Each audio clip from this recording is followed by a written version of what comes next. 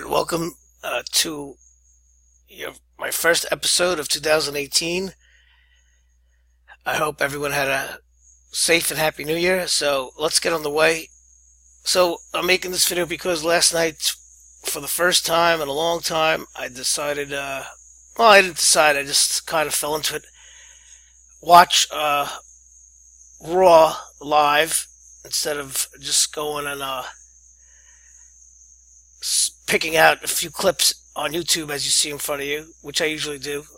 I would just watch the clips, and that's how I've been following the last few months.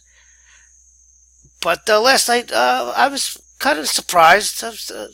Maybe not surprised, but it was a decent show all around. It kept you interested. Last night, of course, these are, they'll do this, WWE. They'll throw you these bones, throw you these decent Raw episodes just to hook you in, and then they'll either follow it up with one just as good, or then they'll just have a big letdown where it'll just stink. But now with the road to WrestleMania starting and the Royal Rumble 3 weeks away, they're gonna kick it up a little bit as far as they're gonna start putting out story angles, and there was a few good ones last night. There was maybe a little bit too many, if we want to be really critical. Just for instance, we had the Nia Jax, Enzo Amore. They're setting up to be, a couple. Listen, it's okay. We knew it. It's like an odd couple matchup there. Nia Jax and Enzo. That's who would have thought about that. Then they had a nice little matchup with Apollo Crews and Bray Wyatt. Apollo Crews, he's pretty decent in the ring. He's a future.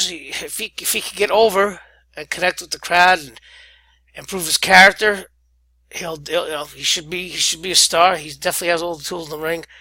At this point, Bray, he is what he is. I mean, listen, I know people. I haven't had too much good to say about Bray Wyatt in recent memory.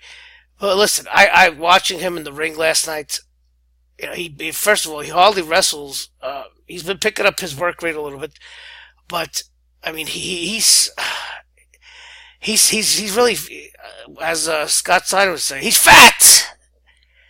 He's really lumbering in there. I mean, he's a good athlete, but I mean, he doesn't look good. He looks rotund, and that's no knock and no pun intended on his name. But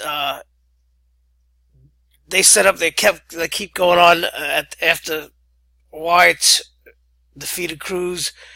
They had another woken mat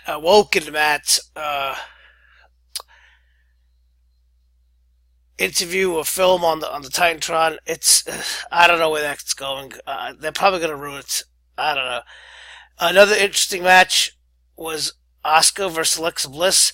The story they kept telling here was Alexa is very, very worried, and she's obviously very concerned about Asuka and about retaining her title, her women's Raw title. Of course, she went down to defeat as Asuka tapped her out. This was a tale of two matches. In the beginning, Asuka dominated her. Alexa couldn't get anything going. She kept taking a powder outside the ring, getting heat. Then she came back a little bit. She actually did get some offense in. But Asuka remains undefeated. And look for her. She's going to take that title. Definitely, it's only a matter of time, as she'll be in the Royal Rumble. And of course, this little thing here, Raw is WWE is already pumping up the drums for their 25th anniversary episode. 25 years, if you've been watching that long. Then the other big angles, of course, involved Braun Strowman And the triple threat match coming up at the Royal Rumble between Braun Strowman, Kane, and the Universal Champion Brock Lesnar.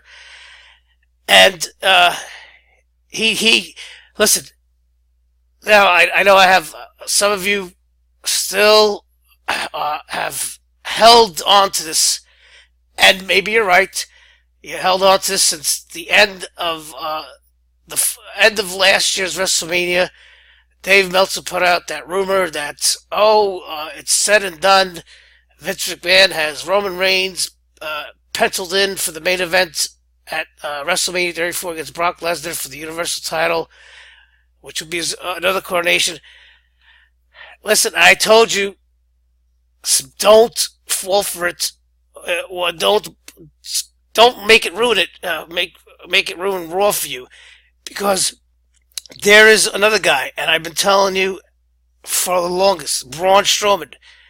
This guy is gonna be the man to dethrone Brock at WrestleMania.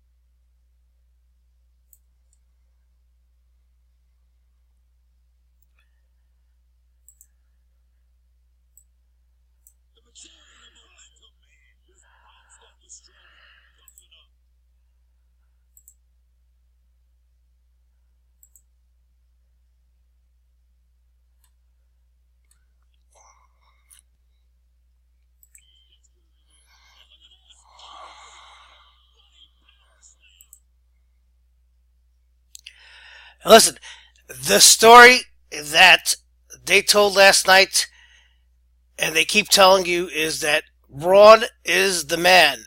He is he is the man to win the championship and defeat Brock.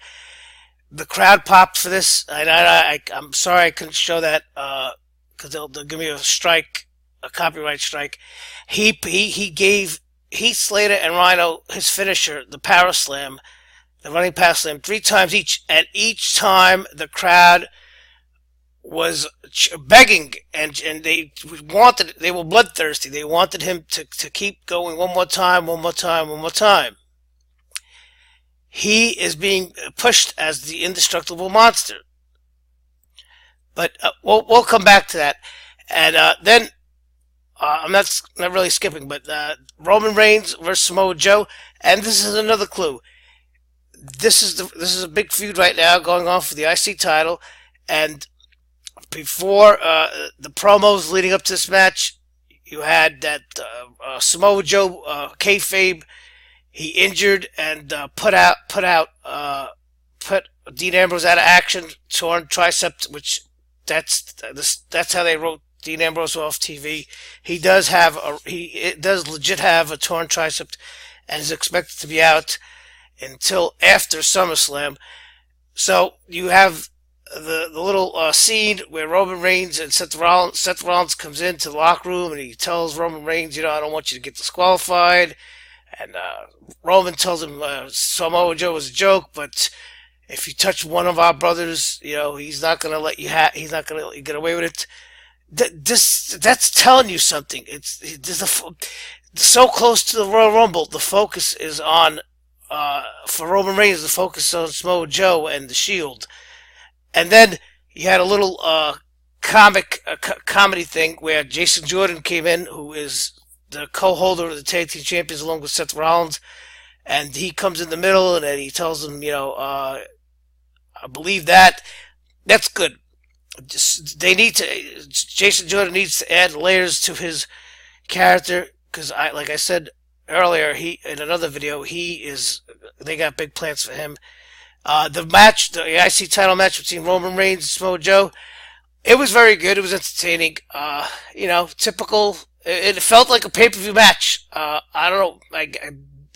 The thinking is that maybe because Roman won't defend it at the Royal Rumble, so they're giving you the match now. But where do they go from here?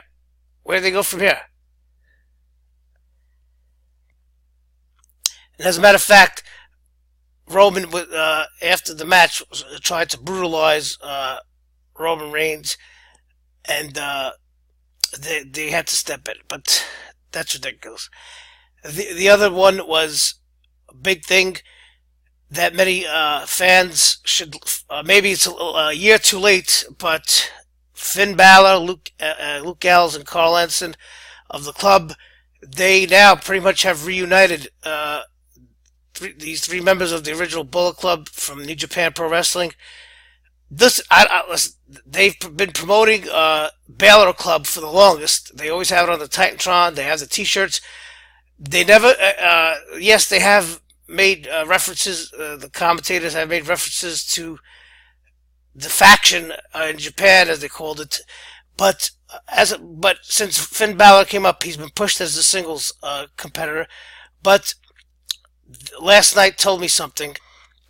If you notice something about the sense of, if you go on YouTube and you watch this, you can see that Finn has a different demeanor on his face, and he ends off the interview saying, the more things change, the more things stay the same. This is clearly, and they all laugh in the background. This is clearly, I guess they're hinting at a heel turn for Finn Balor. And listen, he needs it. He has been stale for the last few months. For the last half year, he's been stale. And you can blame it on the booking and his opponents, this and that. He's been stale. His entrance is over. It's over as fuck. The crowd loves his entrance, just like Nakamura. But when the bell rings, it's a different story. So maybe this could help him some way, somehow. They all laughed. Heelish laughter. Carl Anderson, Luke Gallows.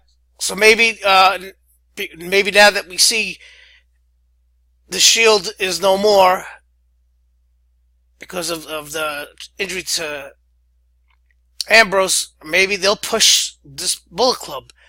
Who knows? Maybe they'll have at SummerSlam. When Ambrose comes back, maybe they'll have the Shield versus the Bullet Club.